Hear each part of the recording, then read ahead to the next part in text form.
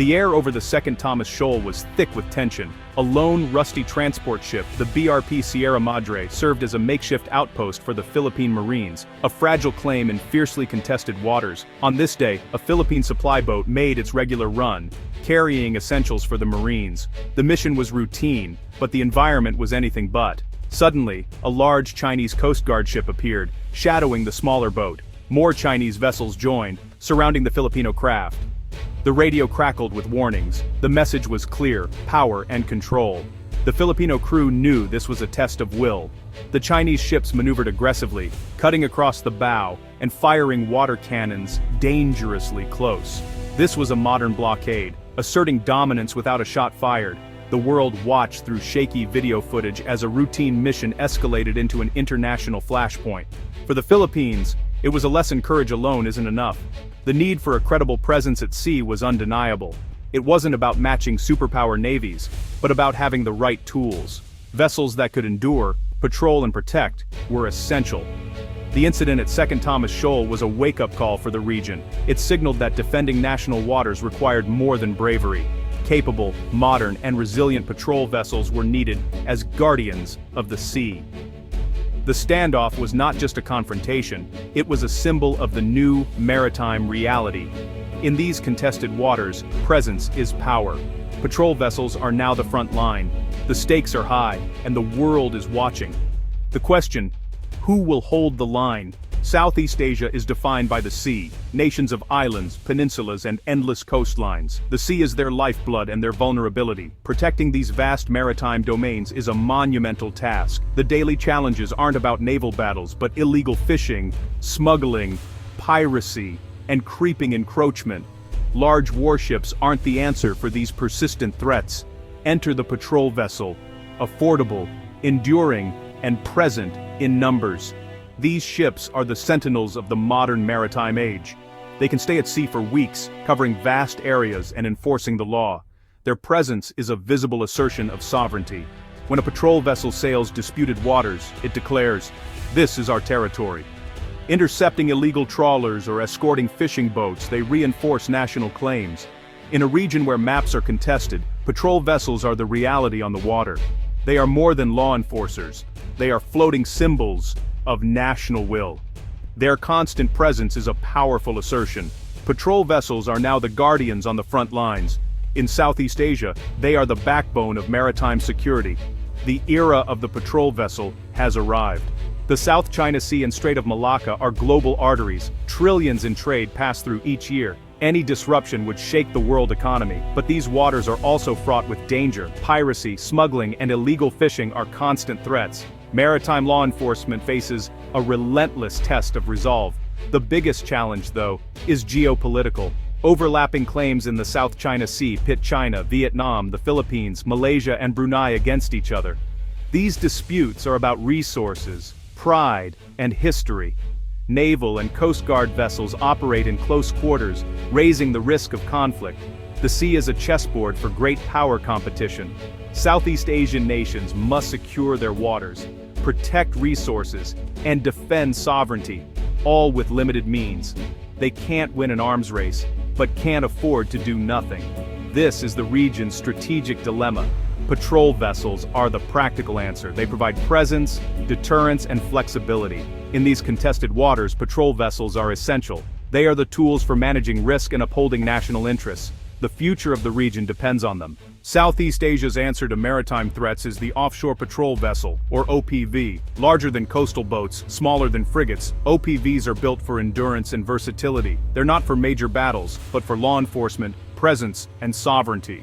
OPVs can patrol for weeks, equipped with advanced radar and surveillance. Many have helicopter decks, extending their reach for search, rescue, and rapid response. Their armament is defensive medium-caliber guns, machine guns, and non-lethal tools, like water cannons. Fast boats allow quick boarding and inspections. This mix of options gives commanders flexibility. The OPV's main mission, presence. By simply being there, they deter illegal activity and assert control.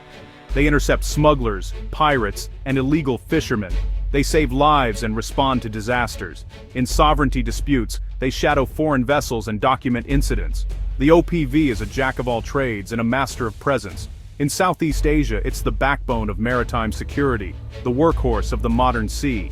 The Philippines is on the front line of the South China Sea dispute. For years, its Navy and Coast Guard relied on aging ships, creating a dangerous gap. Modernization became urgent. New offshore patrol vessels like the Teresa Magbanua class now form the backbone of the Philippine Coast Guard. These ships endure long patrols equipped with advanced systems and helicopter decks. They're regularly deployed to hotspots like Scarborough and Second Thomas Shoal. The strategy: assertive patrolling and transparency. Journalists are embedded, and footage of standoffs is shared worldwide.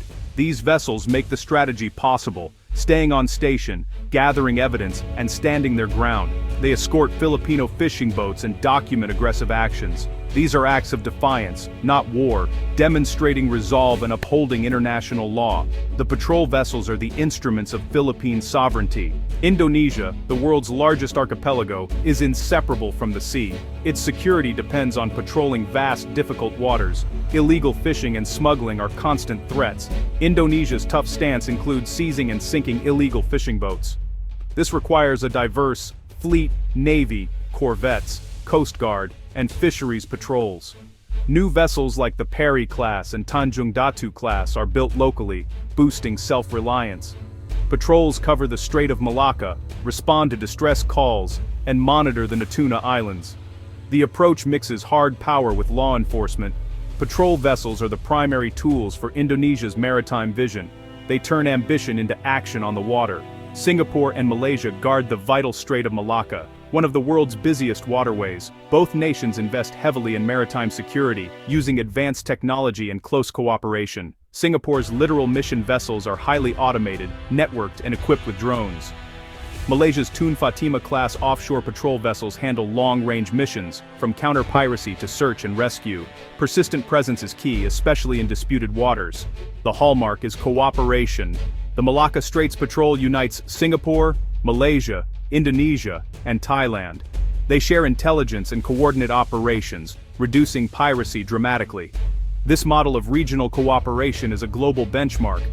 Patrol vessels here are not just national assets, they're pillars of regional security. Shared challenges are met with shared solutions. The strait remains safe because of these high-tech sentries. Patrol vessels are more than steel and engines. They're floating symbols of sovereignty. In contested waters, their presence is a concrete assertion of national rights. The flag they fly is a declaration: this is our territory. These ships enforce the law at sea, upholding international rules.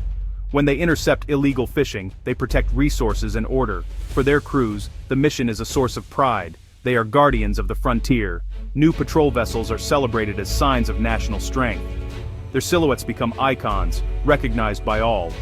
In gray zone competition, symbols matter. Patrol vessels send a message. We protect our home, and we will not abandon our rights. They defend both the nation's waters and its very idea. The importance of patrol vessels in Southeast Asia will only grow. Strategic competition is intensifying, and climate change adds new challenges. The need for capable, numerous patrol vessels is more acute than ever. The future fleet will blend manned ships with unmanned drones for persistent surveillance. Technology will multiply effectiveness, but cooperation is key. No nation can handle these challenges alone. The Malacca Straits Patrol is a model: joint patrols, shared intelligence, and trust. Building interoperability is essential to prevent conflict and fight common threats. Patrol vessels are at the center of this effort, tools for both competition and cooperation. Their success will be measured in peace preserved and laws upheld. The guardians of the sea remain on watch.